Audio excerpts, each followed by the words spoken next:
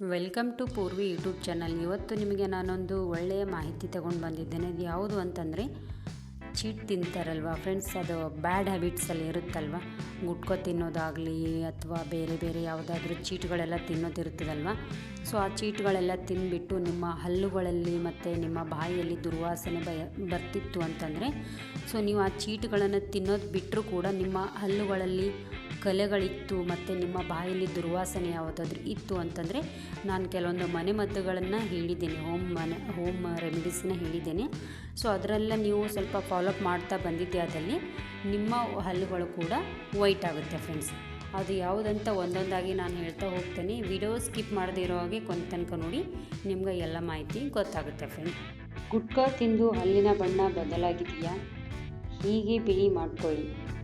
ಗುಟ್ಕಾದಿಂದ ಹಲ್ಲಿನ ಬಣ್ಣ ಬದಲಾಗಿದ್ದರೆ ಕೆಳಗಿನ 10 ಮನೆಮದ್ದುಗಳನ್ನು ಕೊಟ್ಟಿದೆ. ಅದರಲ್ಲಿ ಕೆಲವೊಂದು ನೀವು ಪ್ರಯತ್ನಿಸಿದರೆ ನಿಮ್ಮ ಹಲ್ಲುಗಳು ವೈಟ್ ಆಗ್ಬೋದು ಫ್ರೆಂಡ್ಸ್. ಮೊದಲಿಗೆ ಗುಟ್ಕಾ ತಿನ್ನುವುದು ಅಭ್ಯಾಸವನ್ನು ಕಂಪ್ಲೀಟಾಗಿ ನಿಲ್ಲಿಸಿ.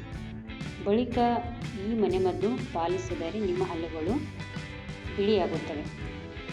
ಬೇಕಿಂಗ್ ಸೋಡಾದಿಂದ ದಿನಕ್ಕೊಮ್ಮೆ ಬಾರಿ ಹಲ್ಲುಗಳನ್ನು ಉಜ್ಜಿರಿ ಅಥವಾ ಕಲೆ ತೆಗೆಯಿರಿ. ಎಣ್ಣೆಯಿಂದ 10 ನಿಮಿಷ ಬಾಯಿ ಮುಕ್ಕಳಿಸಿ ಕಲೆ ಕಡಿಮೆಯಾಗುತ್ತದೆ. ಸ್ಟ್ರಾಬೆರಿ ಪೇಸ್ಟ್ನಿಂದ ಹಲ್ಲು ಉಜ್ಜಿದರೆ ಬಿಳಿಯಾಗುತ್ತವೆ. ಒಂದು ಸಲ ಟ್ರೈ ಮಾಡಿ. ಬಾಳೆಹಣ್ಣಿನ ಸಿಪ್ಪೆಯ ಒಳಭಾಗವನ್ನು ಹಲ್ಲಿಗೆ ಉಜ್ಜಿ ನಂತರ ತೊಳೆಯುವುದರಿಂದ ಹಲ್ಲುಗಳು ಬಿಳಿಯಾಗುತ್ತವೆ. ಲಿಂಬೆ ರಸ ಮತ್ತು ನೀರಿನ ಮಿಶ್ರಣದಿಂದ ಬಾಯಿಯನ್ನು ತೊಳೆಯಿರಿ.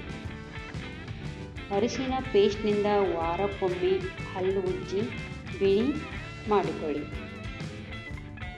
ಉಪ್ಪಿನಿಂದ ಹಲ್ಲು ಉಜ್ಜಿದರೆ ಕಲೆಗಳು ಕಡಿಮೆಯಾಗುತ್ತವೆ.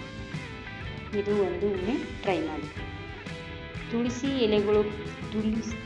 ಎಲೆಗಳ ಪೇಸ್ಟ್ನಿಂದ ಹಲ್ಲುಗಳನ್ನು ಶುದ್ಧೀಕರಿಸಿ.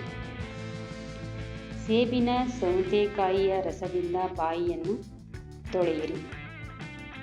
ಅದಲ್ಲದೆ ಒಣಗಿನ ಕಿತ್ತಳೆ ಸಿಪ್ಪೆ ಪುಡಿಯಿಂದ ಹಲ್ಲುಗಳನ್ನೇ ಚೆನ್ನಾಗಿ ಉಜ್ಜುವುದರಿಂದ ನಿಮ್ಮ ಹಲ್ಲುಗಳು ವೈಟ್ ಆಗುತ್ತವೆ. ಹೀಗೆ ಮಾಡಿ ನೋಡಿ. ಗುಟ್ಕಾ ಕಲೆ ಹೋಗದಿದ್ದಲ್ಲಿ ಹಲ್ಲಿನ ವೈದ್ಯರನ್ನು ಭೇಟಿ ಮಾಡುವುದು ಉತ್ತಮ. ನೋಡಿದ್ರಲ್ವ ಫ್ರೆಂಡ್ಸ್, ಚೀಟ್ ತಿನ್ನೋ ಬ್ಯಾಡ್ ಹ್ಯಾಬಿಟ್ಸನ್ನು ನೀವು ಬಿಟ್ಟಾಗ ನಿಮ್ಮ ಹಲ್ಲುಗಳಲ್ಲಿ ಅದು ಯಾವುದಾದ್ರೂ ಕಲೆಗಳಿತ್ತು ಅಂತಂದರೆ ಮತ್ತು ಬಾಯಲ್ಲಿ ಸ್ಮೆಲ್ ಬರ್ತಾ ಇತ್ತು ಅಂತಂದರೆ, ಈ ಥರ ರೆಮಿಡೀಸ್ ನೀವು ಫಾಲೋಅಪ್ ಮಾಡ್ತಾ ಬಂದಿದ್ದೆ ಆದಲ್ಲಿ ನಿಮ್ಮ ಹಲ್ಲುಗಳು ಕಂಪ್ಲೀಟಾಗಿ ವೈಟ್ ಆಗುತ್ತೆ ಫ್ರೆಂಡ್ಸ್. ಓಕೆನಾ? ನಿಮಗೆ ಬ್ಯಾಡ್ ಹ್ಯಾಬಿಟ್ಸ್ ಇತ್ತು ಅಂತಂದರೆ ಬಿಡಿ ಫ್ರೆಂಡ್ಸ್. ಬಿಟ್ಟಿದ್ರಿ ಅಂತಂದರೆ ಸಂಪೂರ್ಣವಾಗಿ ಅದನ್ನು ಅವಾಯ್ಡ್ ಮಾಡಿ. ಯಾಕಂದರೆ ಅದರಿಂದ ನಿಮ್ಮ ಹೆಲ್ತಿಗೆ ಅನೇಕ ರೀತಿಯ ದುಷ್ಪರಿಣಾಮಗಳು ಬೀರುತ್ತೆ ಫ್ರೆಂಡ್ಸ್. ಓಕೆನಾ? ಆಮೇಲೆ ಅದರಿಂದ ಆರೋಗ್ಯದ ಸಮಸ್ಯೆ ಸ್ಟಾರ್ಟ್ ಆಯಿತು ಅಂತಂದರೆ ನಿಮಗೆ ಮತ್ತು ವಿತ್ ನಿಮ್ಮ ಫ್ಯಾಮ್ಲಿಗೂ ಕೂಡ ತುಂಬ ತೊಂದರೆ ಆಗುತ್ತೆ ಫ್ರೆಂಡ್ಸ್. ಓಕೆನಾ? ಈ ಥರ ಒಂದು ರೆಮಿಡೀಸನ್ನು ಮಾಡ್ಕೊಂಡ್ಬಿಟ್ಟು ಕಂಪ್ಲೀಟಾಗಿ ನೀವು ಚೀಟ್ ತಿನ್ನೋದು ಬಿಟ್ಟಿದ್ದೆ ಆದಲ್ಲಿ ನೀವು ಒಳ್ಳೆಯ ಆರೋಗ್ಯನ ಕಾಪಾಡ್ಕೊಳ್ಳೋದಕ್ಕೆ ಸಹಾಯಕವಾಗುತ್ತೆ ಫ್ರೆಂಡ್ಸ್. ಓಕೆನಾ?